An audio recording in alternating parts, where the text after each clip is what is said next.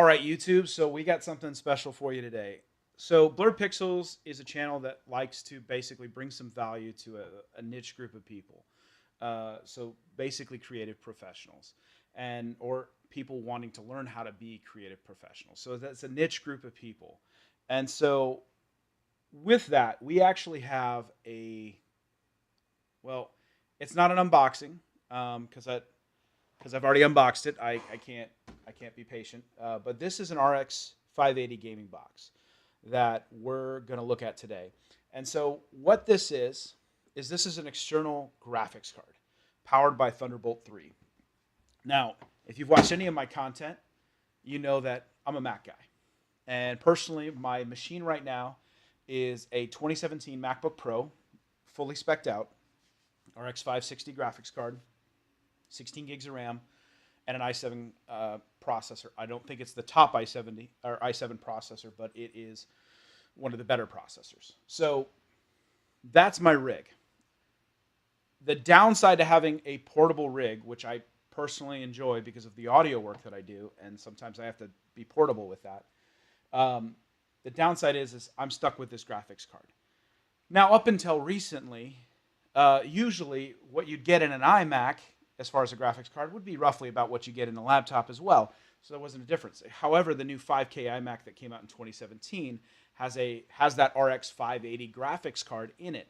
And so it's a pretty powerful machine. And then look at the iMac Pro, which has the Vega 56 and Vega 64, which are very powerful graphics cards indeed. The downside is we as Mac users haven't had a new Mac Pro in forever. We still have that little black turbine-looking, people call it the trash can, but it's a very small dual graphics card. But those graphics cards are very, very old at this point. They came out in 2013, and Apple never made any upgrades for them. It's a great machine, super quiet. Like I can hear the speakers or not the speakers, but the fans going on my computer right now because I'm driving the graphics card in order to save this video. But that machine's super quiet. It doesn't do that, but it's not powerful. I mean, I debated buying one of those before I bought this laptop, and I decided against it. So because I can't afford an iMac Pro, although I really want one, I decided to get the Gigabyte Gaming Box. And so let's look at what that is. It's basically, it comes in a bag, just in case you want to be a portable gamer. That's not what I want to do. So inside the bag, we have driver CD and stuff like that, which this is going to be native in Mac, so I don't need that. But this is what it is. It is a small form factor, nano ITX form factor, RX 580 graphics card. The same one that is in the 5K iMac 2017. And it's probably even a little bit faster than that graphics card because this is not clocked down for heat performance because it's in this chassis and it's got a fan attached to it. So it's like being in a computer. Now, this is the Mac equivalent. Now, if you're a PC person and you have you're a Windows machine, but you have a Windows laptop, you're kind of in the same boat where you want to be portable. They make this box in an NVIDIA GTX 1070 and an NVIDIA GTX 1080. Now, so the price difference is going to be different. Currently, it's November 2018. This is around $400. I paid $419 for it, but I saw it at $399. I just didn't have the money to buy it at that point, and so because I waited, it went up $20. I've seen the 1070 for somewhere in the neighborhood of about $450 to $500, and the 1080 in the neighborhood of about $650. Although they're pretty hard to find right now.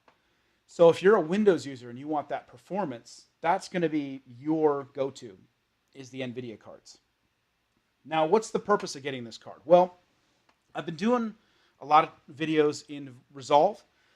We did the logo video. I plan on doing another video that's specifically going to tax the graphics card because we're going to do a lot of 3D work in it. What I did notice is as I'm capturing what I'm doing on my big screen and saving that for YouTube, I'm taxing this machine and using the graphics card to save these videos. So DaVinci Resolve has the ability to pick a graphics card that it wants to use. So I can, if I had the studio version, I could use both graphics cards. I could use the external one and the internal one and because I don't have the studio license currently, I can get this graphics card to be driving what's on my big 32-inch screen and have the graphics card already on the laptop, using that to record the stream and be able to save that and not have to basically have a slow workflow. I'll still have some bottlenecks because, again, I'm using a laptop i7 processor that's going to be throttled down if it overworks itself. That's just something you can't escape.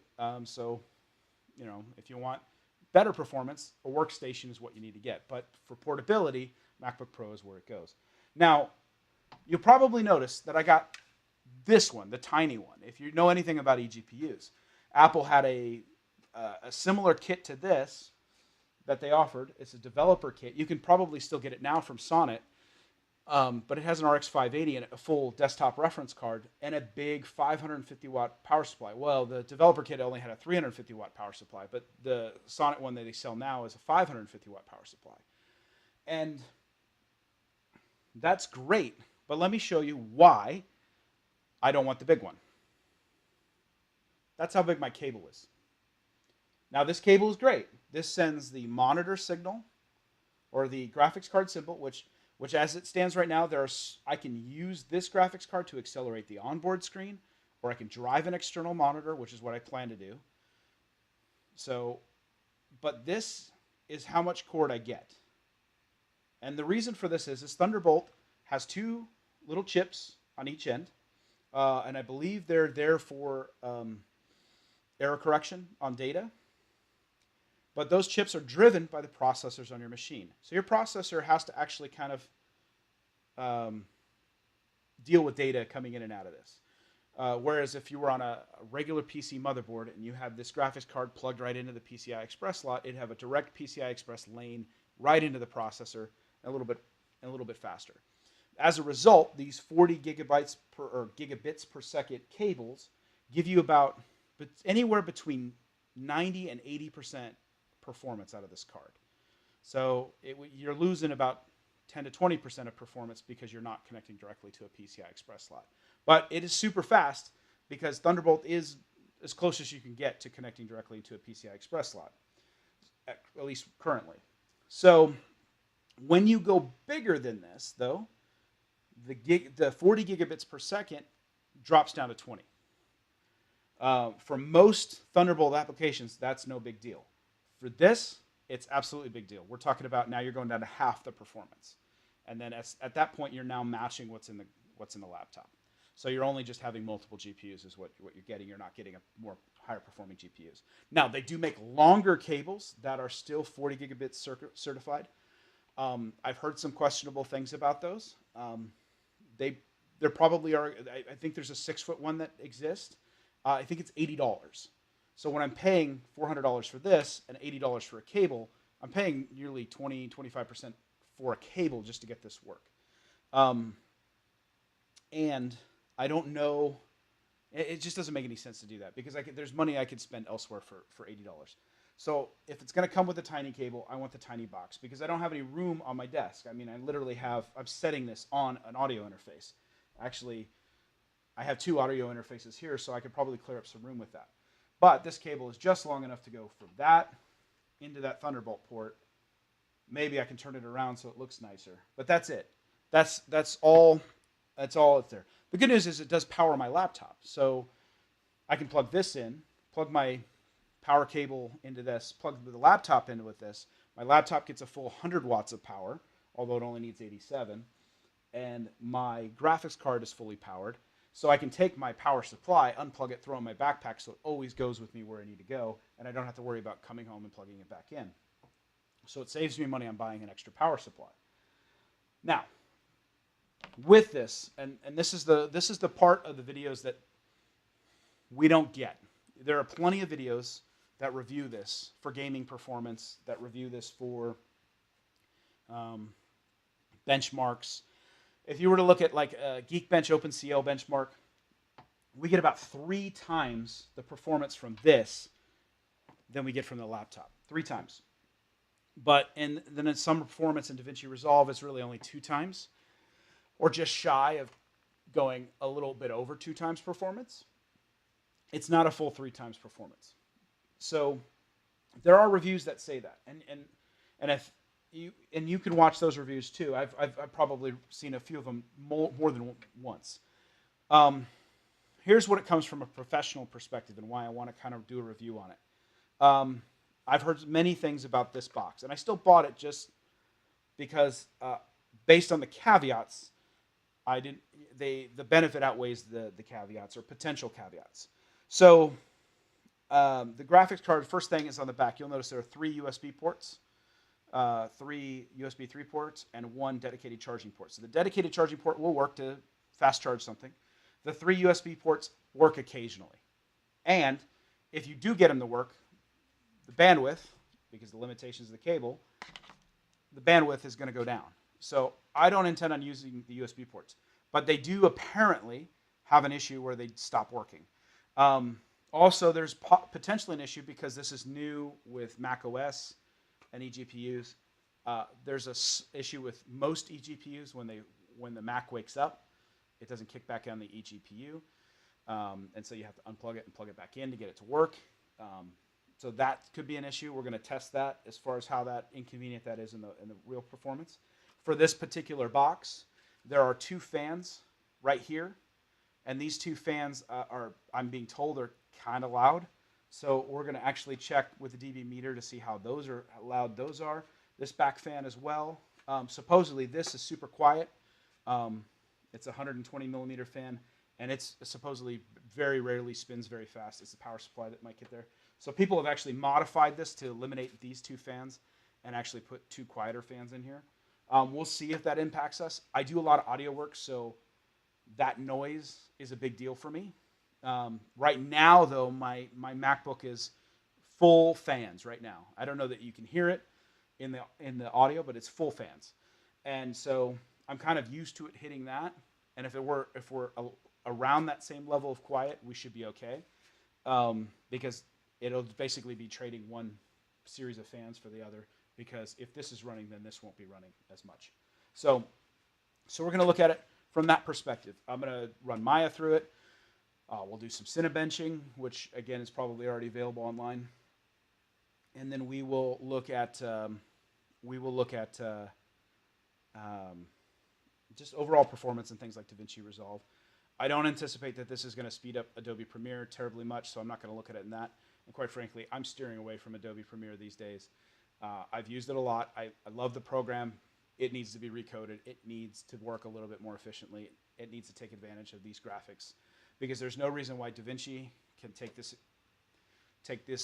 processor and that processor and accelerate it, and Final Cut does it at a ridiculous amount of speed. Like motion stabilization is like seconds compared to minutes on Resolve and Premiere. They need to be recoded to work for this. There are other caveats. If you're a Final Cut user, sometimes there are caveats where Final Cut will use this for the video editing stage, but when you hit render, it uses what's on the computer. So there'll be bugs that we look in, and as this technology matures, it'll definitely get better.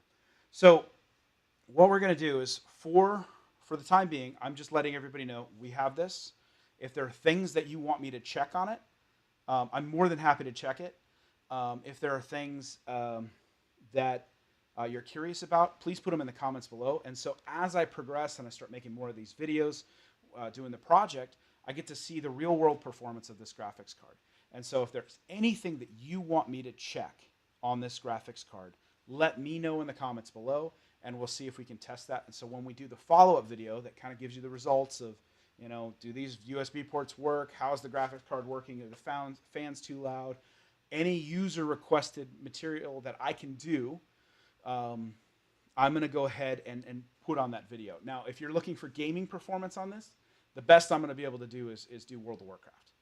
It's probably the only game I play on the Mac. I have an Xbox console for gaming. That's not what this is for.